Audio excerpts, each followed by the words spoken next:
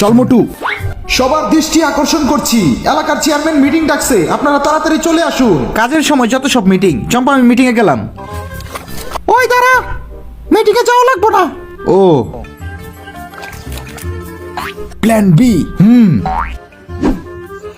বল্টুকে chocolate দিলে সব কাজ করতে পারে। হে হে।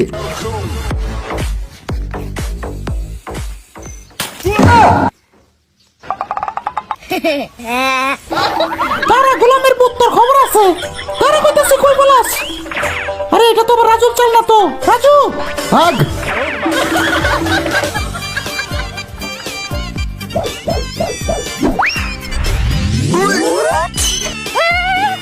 জোরে টান দে, আমার গেঞ্জি ছিঁড়ে গেছে।